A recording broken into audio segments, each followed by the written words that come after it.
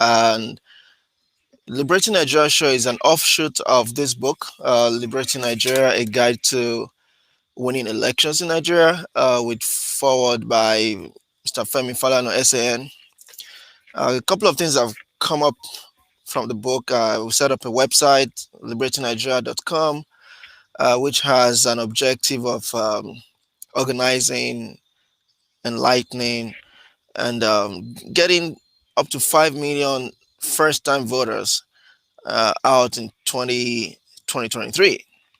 The last couple of days, I've been making comments about NSAS. So today, I just want to say a few new things. First of all, I watched a video of a guy from the north, from the core north, who is a peace ambassador, threatening and saying that Buhari should deal mercilessly uh, with the agitators or NSAS organizers, especially if they start calling for his removal. He claims that the North still has 8 more years to go. And I don't want to mention his name. I don't even remember his name. I don't want to dignify him by mentioning his name. But I want to explain to a lot of people listening to me that this is the psyche of many people from Connaught. And it makes it expedient for us to find a way to speak to them. We are together. As a matter of fact, there is far greater suffering in the North than in the South. And I think our northern brothers need to understand that we are together. Nigeria is together. I'm not one of those people that believe that we're going to break up soon. It's not going to happen. How are you going to break up without a war? It's going to be violent. Breaking up is going to be very violent. Nobody wants that. So, because I'm a realist, I don't talk so much about breaking up. I talk about how can we work together. It's like a marriage of a man and a woman that really don't like each other much. But when they look at the cost of breaking up, the kids are going to suffer. They look at things like cost of divorce. They're going to have multiple houses. Sometimes they look at all those things and they decide to stick together. So as long as we're sticking together, we have to find a way to communicate with our northern brothers and let them know that we're in this thing together. We have to do a better job letting them know that this is not a southern fight. This is a fight for the soul of our country. A lot of people are dying in the north, northeast, northwest, north central, and we need to find a way to aggregate all this together. It's not only about end SARS; it's also about end Boko Haram killing. It's also about end bandits killing. It's also about end cattle rustling. It's also about end um, banditry everywhere. So that's the first thing I want to say today. In our tweets, in our comments, let's remember to show respect to our northern brothers because we need them to fight this battle successfully. It's important to know that. And I always told people, even when we get to politics, we cannot win elections without their support. They come out to vote a lot more than Southerners, and we have to see them as our brothers. And they have to see us as, some time ago, RFI was saying that when Southern Kaduna people are killed, there's a lot of noise. And he was saying something that I find nonsensical, actually, like all lives matter. People die in other states from banditry.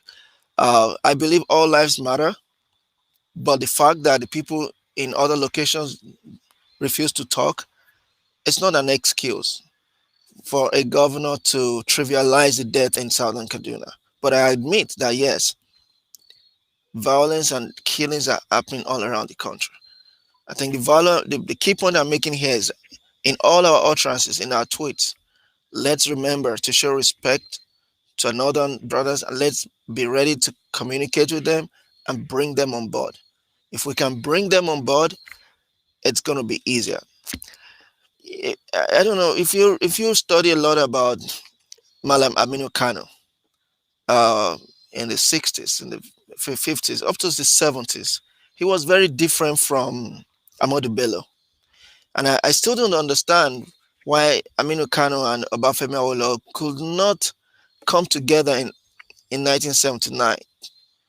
If they had been able to come together, because they had a lot of things in common, they would have been able to defeat MPN. Aminu Kano was a socialist.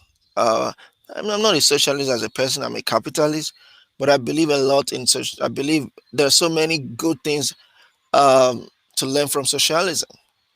And if we could have a Aminu Kano who was loved by the Talakawas in the north, it means we have elements in the north that we can work with. The Talakawas in the north are suffering. They're actually suffering far more than the poor people in the south. And that's a group that we need to find a way to communicate with. I don't know exactly how, but you need to talk to people like Shehu Sani and ask him, sir, how can we get these Talakawas to our side? Many of them did not go to school. But we need to find a way to speak with them, maybe through the imams, maybe through the Mojiri leaders. That will enhance our fight for freedom. I support NSAS. I support this, and this is the first point I want to make. The second point I want to make is this. So I read about this new 23 set of 23 demands, and it just confirms what I've been saying the last 2 days. There has to be coordination. I see a lot of unwise points or maybe stupid points, and I know that it's probably not coming from the central group. That's the more reason why we need to find a way to provide to get leadership that also has that is also properly mentored by some older folks who support us but who have great ideas. We should not think that as youth. My former boss saw one of my videos and said I'm actually not no longer a youth. Yeah, I think that I could see myself more as providing advice to the youth. Maybe I'm not part of the youth any longer. But the point is this: the youth have to be ready to listen to some people and create a coordinated approach in our demands. You know, uh, you know, asking the government to put 50% of the youth to make 50% of appointees used and things like that. We don't need to talk about those mundane things right now. We need to focus on the policies. It's Nigeria's problem is not about age. Whether Buhari cannot claim, um, cannot give an excuse that his age has caused Nigeria's problems. No, young people can be corrupt, old people can be corrupt. Nobody has an excuse. Ronald Reagan was old and he ran the country well.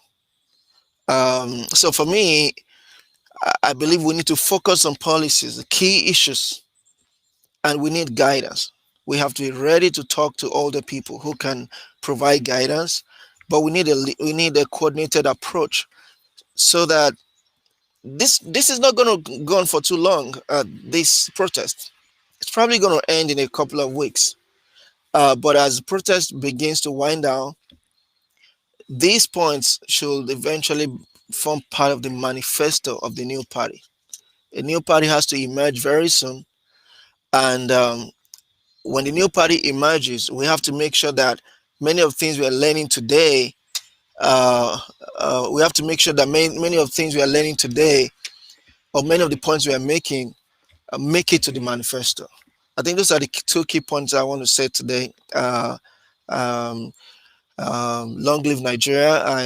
I hope that the government will listen. Unfortunately, I know that it's going to take time to implement many things, but I hope we can get to a point where a major compromise, a major achievement, we can all be happy that this was all worth it. But like I said, ultimately, we have to form a political movement that can win elections in 2023. Thank you very much.